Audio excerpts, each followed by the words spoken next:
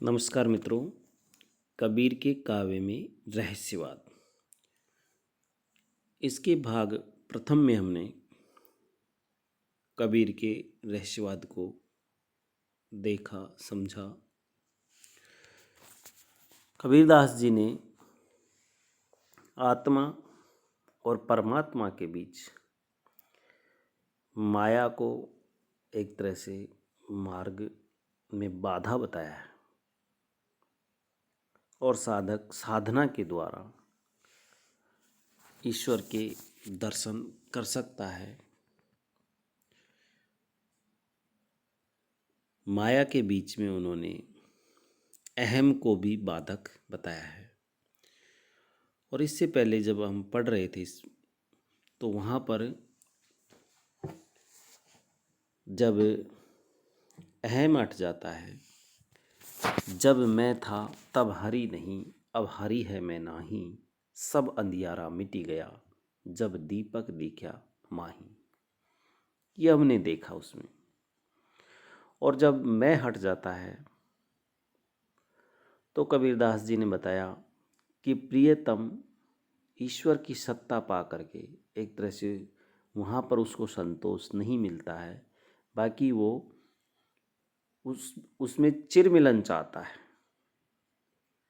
चिर मिलन के अलावा उसको कुछ भी नहीं चाहिए, क्योंकि वहाँ जाकर उसको तृप्ति होती है। उसे पूर्ण एवं सदैव अधिकार चाहिए। बहुत दिनन के बिछड़े प्रियतम पाए, भाग बड़े घर बैठे आए। चरण नी लाग करो बरियाई, प्रेम प्रीति राखो उरझाई।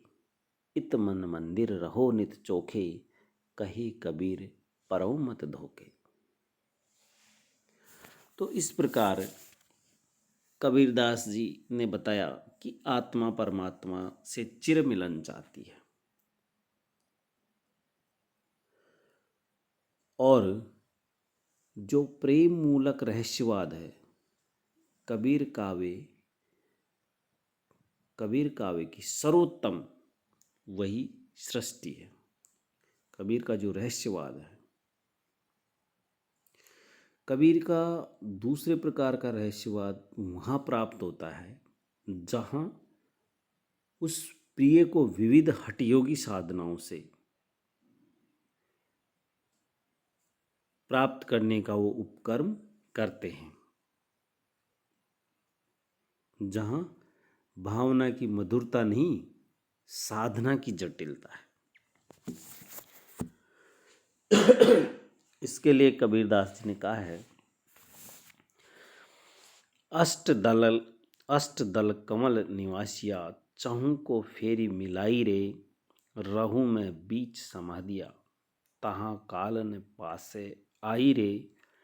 अष्ट कमल दल भीतरा, तहाँ श्रीरंग केली कराई रे। यहाँ अष्टदल जो ही हृदय के भीतर बताया कबीरदास ने, उसको वो कहते हैं कैसे मिलता है। सतगुरु मिले तो पाइए, नहीं तो जन्म अकारथ जाई रे। कदली कुसुम दल भीतरा, तहाँ 10 आंगुल का बीच रे, तहाँ द्वादश खोज ले, जन्म होत नहीं मीच रे। बंक नाल के अंतरे, पश्चिम दिशा की बाट, निर्झर झरे रस पीजिए, तहाँ भंवर गुफा के घाट रे। तहाँ कबीरा रमी रहा, सहज समाधि सोही रे। साधनात्मक रहस्यवादी स्थल कबीर काव्य में विरल नहीं। इनमें कबीर ने हठ योग का वर्णन अधिकांशतः सिद्धों और योगियों की परंपरा में किया है। कबीर का जो तृतीय प्रकार का जो रहस्यवाद है, वो पारिभाषिक शब्दों के माध्यम से प्राप्त होता है। हठ योग साधना में देखा जा सकता है, जहाँ कबीर ने कहा है, इला पयुंगला बाटी कीनी, ब्रह्म अग्नि पर जारी, शशिहर सूर द्वार दस मूंदे, लागी जोग जुग तारी। मन मति वाला पीवे राम रस, दूजा कछुन सुहाई। उल्टी गंग नीर बही आया, अमृत धार चुआई। पंच जते सो संग कर लीने, चलत खुमारी लागी। प्रेम पियाले पीवन लागे, सोवत नागनी जागी। सहज सुनी में जिनि रस चाशा, सतगुरु थे सुधि पाई। दास कबीर इही रस माता, कभो उचकी न जाई। साधनात्मक पारिभाषिक शब्दों से युक्त रहस्यवाद प्रेम मूलक रहस्यवाद के समान ही मिलन की अवस्था तक पूर्ण विकास प्राप्त हो जाता है।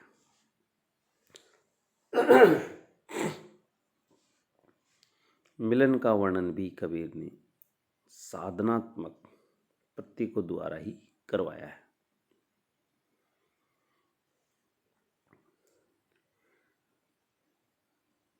मान सरोवर शुभ शुभ सुभर जल, हंसा के लिखराही। मुक्ता हल मुक्ता चुके, अब उड़ी अनत न जाही। तो इस प्रकार कबीरदास का जो रहस्यवाद है वो केवल अभिव्यक्ति जनित है। कबीर में और प्राप्त होता है। सिद्धों योगियों की संध्या भाषा, उलटबांसियाँ, ये उनके रहस्यवाद में देखने को मिलती है। ऐसा अद्भुत मेरे गुरी कथा, मैं रहा उभेशे। मूसा हस्ती सो लड़े, कोई बिरला पेशे। मूसा पैठा बांबी में, लारे सांपणी धाई। उल्टी मुँह से सांपणी गिरी, ये अचरज भाई।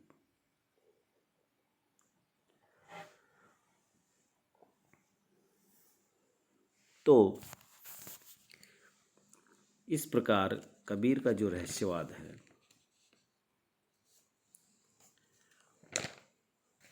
वो भारतीय परंपरा के अनुसार न होकर के कठिन साधना,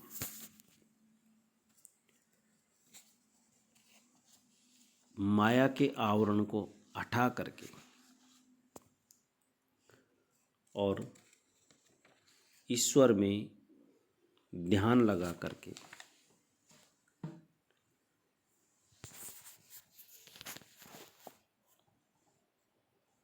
सहज रूप में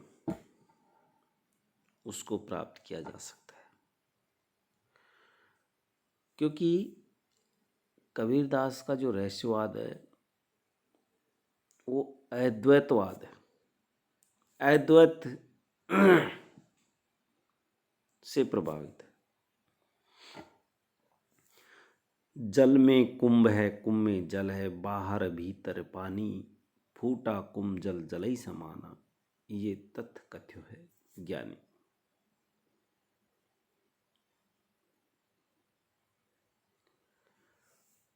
कबीर ने प्रतिबिंबवाद के माध्यम से भी उसे बताया है। जो जल में प्रतिबिंब, त्यों सकल राम ही जानीजे। इसके अलावा कबीर ने उस परमात्मा को या उसकी सत्ता को सर्वत्र व्याप्त बताया है। लाली मेरे लाल की, जित देखूं तित लाल। लाली देखन मैं गई, मैं भी हो गई लाल।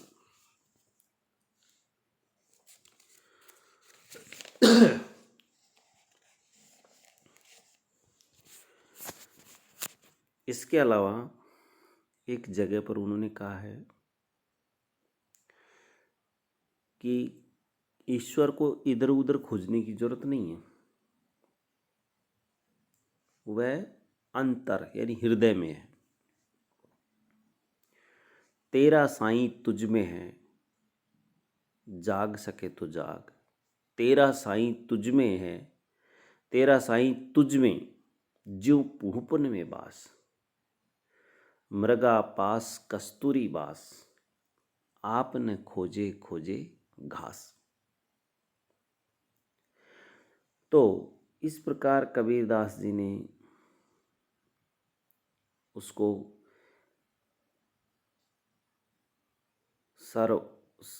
सर्वव्यापक, अद्वैत, निराकार और हृदय में ईश्वर का वास बताया है।